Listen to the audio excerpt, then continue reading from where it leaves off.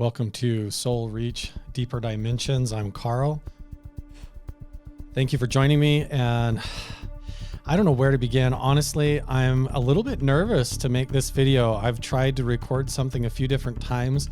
I get about 10 minutes in and I start to sound like a rambling crazy person, and so I'm going to try and keep this coherent. I've actually put some notes together, and we're going to try and tackle the UFO, UAP, and recent incidents involving transmedium craft and UFOs that are flying over U.S. naval operations off the coast of San Diego and in the Pacific Ocean and over in the Atlantic Ocean as well, and naval and official government operations and research and how it might all connect in a really fascinating way. We're going to tackle it right now. I'm going to try and cover this in chunks, talking about bringing everybody up to speed, first of all, with the recent incidents. If you haven't been paying attention, you should go follow Jeremy Corbell and George Knapp from extraordinarybeliefs.com and MysteryWire. These two guys have been releasing and reporting amazing information regarding unidentified aerial phenomenon, UFOs, transmedium craft, and large inverted pyramids flying through our sky over U.S. naval operations.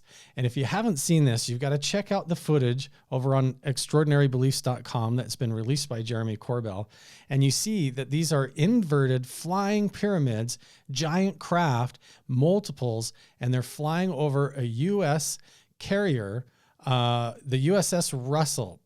Okay, so let me see if I can break this down and cover all of this. If you haven't paid attention, I'm going to try to bring you up to speed, inform you on who the major players are, a lot of people that you should be following, and then maybe adds a few things to throw my hat on the table, so to speak, for some ideas and connections that maybe you might want to make, some people that you should follow, and places that you can go to stay up to speed with what's going on with this development. Because if these things are real and they're not made by us, then what are they? And this affects the whole nature of reality. And there's a million different questions that might go back even into our ancient history. And there's a lot to cover. I'm going to try and cover a tremendous amount of information in this video, but I'm barely going to scratch the surface. And as I scratch the surface, it's still going to get really strange and have a lot of questions. Recently, there have been large pyramids, unidentified aerial phenomenon, that took place on July of 2019 that appeared over Strike Group 9 within warning areas off of San Diego. Now, Strike Group 9, if you don't know what this is, Carrier Strike Group 9 is not just one carrier. We're talking about 5 different guided missile cruisers, a squadron of 5 destroyers, including the USS Russell. There's fighter squadrons, multiple different types of aircraft, helicopters, and all sorts of sea control, even anti-submarine helicopter squadron involved in this actual Carrier Strike Group 9. So this is no small thing that these flying pyramid-shaped objects appear over these naval operations and fly within just a few hundred yards of these ships during naval active operations. That is actually technically an act of war, depending on what's going on. And if they're not ours, we should be paying attention. The USS Russell recorded and observed with multiple different types of equipment, multiple pyramids flying and hovering in the sky, doing maneuvers that are unexplained and all sorts of different aerial phenomenon. But that's not all. There's more than just that. There's multiple incidents, not just pyramid craft. There's also spherical craft that they're calling transmedium craft. I'm going to be referring to some of my notes because there's a lot to cover here, but the USS Omaha observed and recorded spherical shaped craft that actually flew around in the air and then were able to, at high rates of speed, submerge themselves into the ocean without getting destroyed. And according to the reports, they actually tracked these things with submarines as well, going in and out of the water. If you stop to fathom this for a second, it's pretty mind-blowing, because even the drones that we have that we're aware of, even if they're unmanned vehicles, being able to go at supersonic speeds through the air and then dip into the water without even changing speed, slowing down, changing direction, like it doesn't even matter whether they go in or out of the ocean. anything else that we know of at those speeds, according to materials that we know of made on Earth, these things should explode on impact when they hit the water. But they don't do that.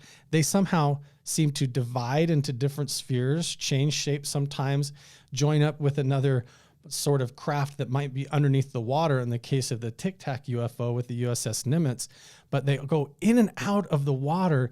And these kinds of reports have been reported clear back into Project Blue Book going back into the 1950s. So how are they drones and how is this man-made? Not only that, if we skip back to the upside down inverted pyramid craft, it goes clear back to research done at the Stanford Institute with Hal Puthoff and one of the leading remote viewers and psychics ever known in history named Ingo Swann, who in his book Penetration actually was taken with U.S. military officials, according to him in his book, where he, up in the mountains at a lake, was actually there and witnessed an upside down inverted or pyramid triangular shaped craft appear over this lake. And I'll get into all that in just a minute.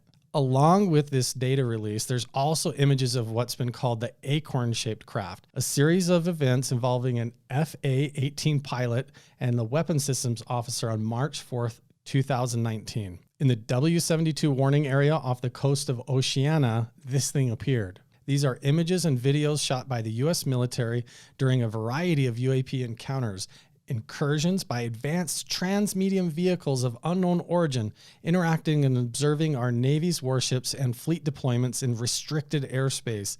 The night vision and FLIR technologies represented in this content, in this case, is tied into some of the most sophisticated weapon systems known to humankind. We're talking about our premier battle systems and Top Gun trained pilots observing and recording these things with our advanced technology and camera systems. Back to Jeremy's quote, "The evidence here must be differentiated from the other UAP documentation due to the context of the capture alone. Collectively, this data drop represents a small section within a large mosaic of UAP awareness by the Department of Defense and its presence in classified series of intelligence briefings." So this is just the tip of the iceberg with this stuff. If that's not strange enough, you have the Tic Tac incident, the Tic Tac UFO with the USS Nimitz aircraft carrier and the Top Gun trained pilot and instructor and the co-pilots and other people actually filming this thing over the ocean on their systems. The wind's 120 knots from the west. Look at that thing, dude.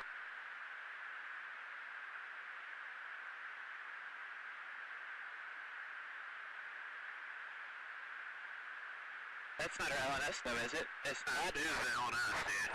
Well, if there's like another thing, it's rotating.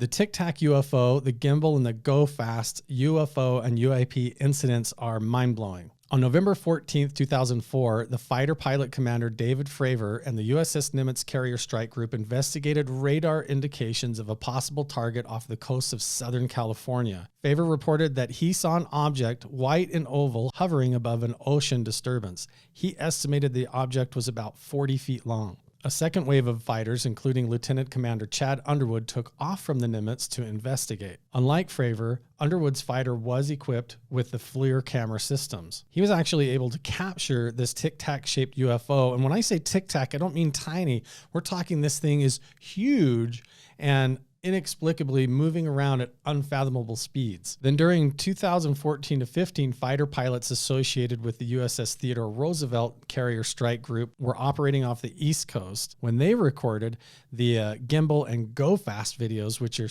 just as bizarre. Now, right off the bat, everybody that I talk to about this and your initial impulse is that this is our secret technology. These are things that we have, our government, or maybe a competing government has these things and they're drones, they're unmanned vehicles or something like that. But there's just too many questions. And when you actually dig into this seriously, all of that falls apart really quick. Edward J. Ruppelt was the original head of Project Blue Book, Project Sign, and Project Grudge. So Project Sign and Project Grudge are the predecessors to Project Blue Book. And if you don't know what that is, there's a whole show on Amazon, a whole TV series about it, and tons of information online. It's the government's official look into the UFO phenomenon. So when he started Project Blue Book, before that it was Project Grudge and then Project Sign. And in his book about UFOs, where he talked about all of his research, this kind of stuff went clear back to the 1950s when he took over. And when he walked in the office to take over for Project Grudge when it was ending, there was 4 filing cabinets full of documentation that hadn't even been looked at yet. J. Allen Hynek was also investigating these reports officially for the Army Air Technical Intelligence Center out of Wright-Patterson Air Force Base in 1951. And when they took over the project, they were inundated and could barely keep up with all the sightings. These sightings include several transmedium sightings, pyramid-shaped crafts, flying saucers, orbs, balls of lights, acorn-shaped, bell-shaped, you name it, all sorts of strange phenomenon, both in the air, in the water, and even around on the ground. One of the main things that they found more than anything was that they tried to explain a lot of them away, these sightings, and they could back then, as weather balloons. A lot of them were different experimental blimps. Like even in San Diego right now, there's the Lyncean Group out of San Diego, and they make big like aircraft, UFO shaped metallic inflatable like blimp crafts, and they have patents for a lot of these different things. But honestly, even the modern versions of this are not transmedium craft. They don't go in and out of the ocean, and they weren't around back in the 1930s and 40s doing this kind of stuff during wartime, during World War II. It just doesn't make sense. One of the other claims is that these things are weather inversions, because in the old radar systems, different temperature inversions can create radar blips that look like unidentified craft. And those, when you check on the weather reports, can actually be ruled out a lot of the times. But there's so many that you can't account for, where there's no balloons, there's no known craft in the sky, there's no temperature inversions that they can account for. And it's back in a time and an era when we just did not have the technology to do this. So if it can't be that, and you're thinking maybe it's ball lightning or some sort of electromagnetic effect, well, they've studied this even around the area of Skinwalker Ranch, like tectonic plate movements and different sorts of earth pressures creating electromagnetic ball lightning that appears and moves around in the sky. And that actually is a phenomenon that can happen, that could be associated with this, but it still doesn't show up on radar systems. It doesn't show up on FLIR. You can't track it with radar, and you certainly can't track it with submarines when these things are supposedly going in and out of the ocean and underwater. And the observables is sometimes these balls of light or these spherical transmedium craft will even split into two, like cell divide, and go and join up with other ships or different things under the water. I don't know. We're going to have to keep track of this and see what more comes out. The bottom line is that weather inversions, balloons, hallucinations, these things should not be showing up on advanced FLIR technology, infrared technology, thermal technology, and being tracked on sonar, even going in and out of the water. How do you account for that if it's a hallucination or just some kind of a weather pattern? It doesn't make sense. And especially when you dig into the research and you realize it goes back into Project Blue Book, back into Project Grudge, back into Project Sign, clear into World War II, and the beginnings of even flight at all. These things started to be showing up, and even on the ocean, you've got sightings of this. And don't even get me started on the ancient research into ancient cultures and their interactions. Like when you get into like the ancient theories of humanity, it gets even more fascinating how far back this stuff goes. The biggest thing is if it's secret technology, if you're thinking maybe it really is breakaway secret technology from like a shadow element of the government, and they're keeping all of this like under wraps and they don't want to tell us, if that's the case, then it's criminal at this point. If they've had it around for this long, think about it. Every time anybody's been in an accident and you've had to wait for a life flight helicopter to show up, how long it takes to get anywhere, to do anything. Most of the energy problems that we have going on in the world, we're still driving around in gasoline powered automobiles. And if they've had this technology going clear back into the 1930s and 40s, it's criminal that these energy saving solutions haven't been brought out and made available to the general public to save and help humanity. Now, I've just barely scratched the surface on some of the recent stuff that's come out through Jeremy Corbell and George Knapp and these guys, but I don't want to just mention those guys. I want to dig into a whole broad spectrum of people that you should be paying attention to that are kind of involved in all of this. So I'm going to rattle off some names and discuss a few people right now and try to get through this and sort of weave together how this is all connected. And it gets really strange and fascinating how this all might tie together. Jeremy Corbell, first of all, is the owner of extraordinarybeliefs.com. He is the one that was given this footage of the pyramids flying, and a lot of this information he's connected with George Knapp, kind of as his mentor based out of Las Vegas, reporting about Area 51. If you're not sure who Jeremy Corbell is, you probably are and you just don't know it. Part of the big reason that everybody knows about Area 51 at all is because of George Knapp and Jeremy Corbell and them releasing the documentary and a bunch of information about Bob Lazar and that whole Area 51 conspiracy about them having reverse engineered craft or extraterrestrial type craft that they're reverse engineering out at Area 51 with Bob Lazar. Jeremy Corbell helped make that documentary and break the news on all of that, originally being done with George Knapp in his reporting out of Las Vegas and Mystery Wire. If that's not interesting enough for you, it's also the same team that released recent documentary stuff about Skinwalker Ranch,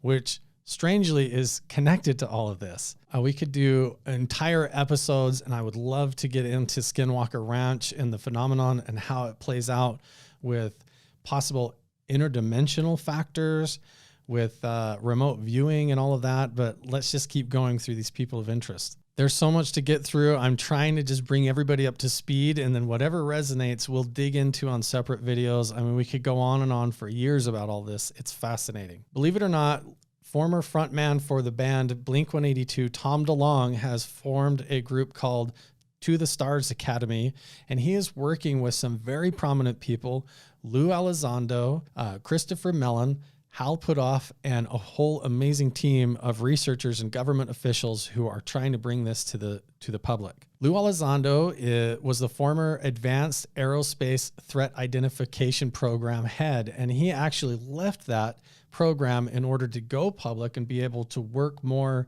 hands-on with people and with Tom DeLong and the To the Stars Academy, and join this team along with Christopher Mellon and Hal Puthoff. And these guys are really interesting. Christopher Mellon kind of represents the government face of this group. He is sort of the in-between. If there's anybody that knows anything and is connected to all of this, into Marco Rubio and the people in government right now who are trying to help disclose the UFO phenomenon to the public and to get it out there. Christopher Mellon, he is the former Deputy Assistant Secretary of Defense for Intelligence, and now he is working with Lou Elizondo, Tom DeLong, and a lot of different organizations in order to try and get this stuff out and update the public as to what's going on. Most of all, they're trying to create a system of reporting so that people in the Air Force and the military and the Army that witness these things don't get ridiculed, and they have a proper way of reporting it and a system for taking care of it, because in the past, that hasn't always been the best. In fact, it gets into all kinds of weird conspiracy theories about cover-ups, secret installations, men in black, secret bases, all kinds of stuff. If you want to go down that rabbit hole, man, you can go deep. So Lou Elizondo, he's basically, if you could imagine like the current Project Blue Book, like the modern version of it is called ATIP or ASAP. And he was the former head of that program. And now he is working on the streets and actually working with the History Channel and To the Stars Academy. If I'm getting some of these facts wrong, go ahead and let me know down in the comments below.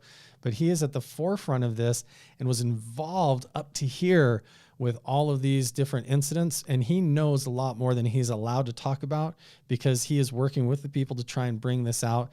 But basically, he is a representative from the Department of Defense, and what he is saying is credible or leads to a lot of interesting stuff. And he was also involved with Skinwalker Ranch. Along with this group, and one of the heads of this company as well, is Hal Puthoff. Now, Hal Puthoff, if you don't know who this guy is, very fascinating. He was part of the Stanford Research Institute, and he brought Ingo Swann and some of the most famous psychics and remote viewers and people who use psychic telepathy in order to work with the government.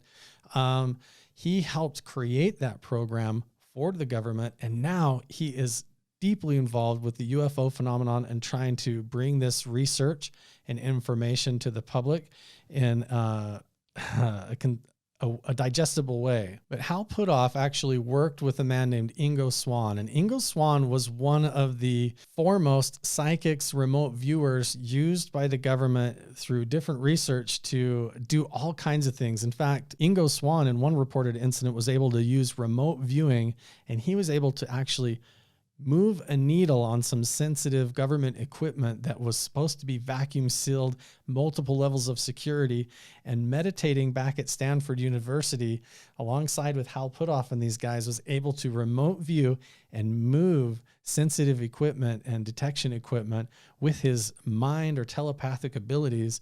And also in his book called Penetration, witnessed a pyramid-shaped flying UAP. So somehow all of this phenomenon and these people are interlaced and interconnected, although not directly.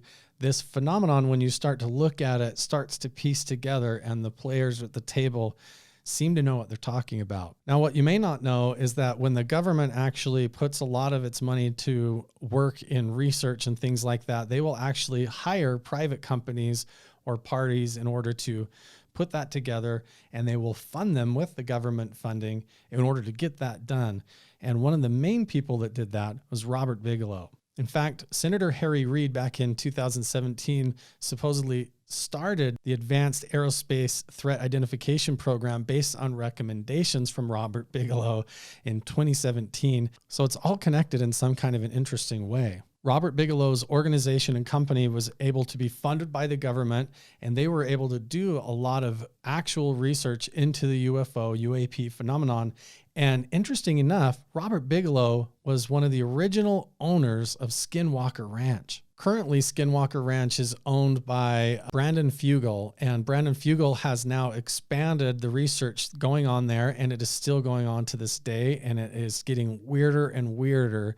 The more they research it, the more is coming out. If you're not familiar with Skinwalker Ranch, I'm going to give you a brief overview of that, but basically, multiple UFO, UAP sightings by the people that live up there near Vernal, Utah, and this whole ranch area, and it goes clear back into the Native American folklore in this whole region. The secret government operations that were conducted there in research, Robert Bigelow, Lou Elizondo, these people were all involved in research along with high-level scientific teams that were out there to not only study UFOs in the air and things flying around in the sky, but interdimensional seeming portals that open up, Bigfoot walking around, and different types of entities and beings that seem to manifest and terrify people almost paranormally, like a poltergeist. So we're just going to touch on that right now. I would love to interview anybody that I've mentioned in here. A lot of these people are working and really accessible. I'm trying to make this video just to throw my hat in there. I would love to interview any of you guys. I have a million questions. If you're watching this,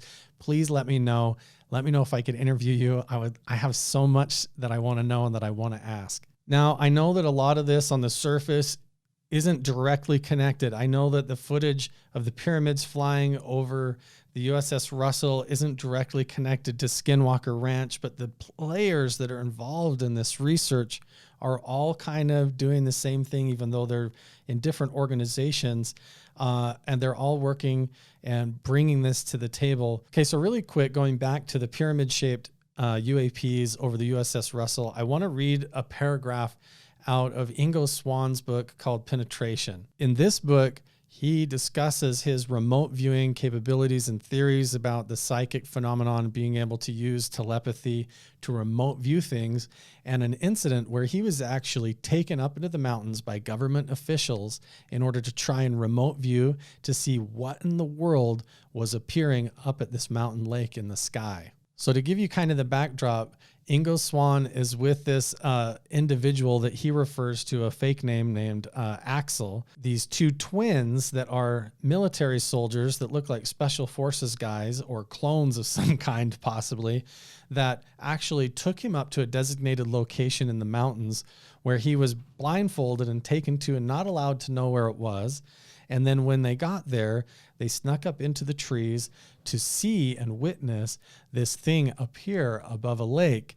And they wanted him to remote view to see if he could find out what it was, or if it was occupied or being flown by any kind of intelligent being. I'm going to read this directly out of the book.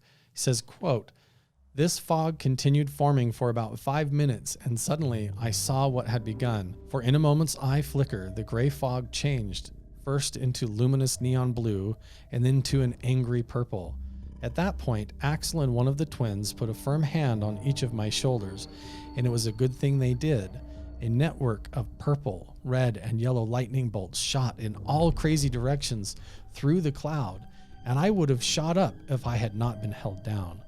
And then, there it was, somewhat transparent at first, but in the next second, as if fading up, like in the movie term, out of nowhere, there it was, solidly formed above the lake, whose reflective waters I could now clearly see, and it was getting bigger. I don't really know what I expected, but I had assumed that what I would see, if anything, would be something like a flying saucer.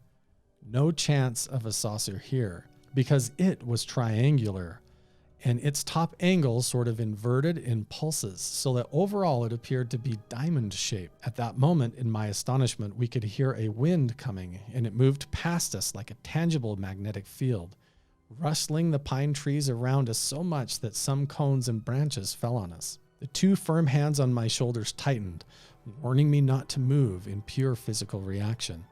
At the same time, ruby red laser beams began shooting out of the thing, which incredibly now was growing even more in size, while still stationary in its original position over the lake. This was written in 2011, this was when this was published, telling a story about his time as a psychic working for the government when he was basically abducted and taken up to the mountains, where he saw this diamond-shaped pyramid-like craft appear over the lake. So is this related? I don't know, but Hal Puthoff used to work with Ingo Swann in this type of research at Stanford University. It was funded by the government, and these people now are all associated with Lou Elizondo, Skinwalker Ranch, and releasing pyramid-shaped craft footage and transmedium spheres going in and out of the ocean, and somehow all of this is related. So what is it? I have a lot of different theories, different philosophies of what this possibly could mean. I don't think that they are drones. I don't think that this is some kind of a secret technology unless we have elements of it, but not the full picture, because I think these things have been around forever. I really want to know what you guys think. Let me know down in the comments below. I would love to interview any of you guys involved in this. I have a million different questions, but we'll save them for the next one. Thank you.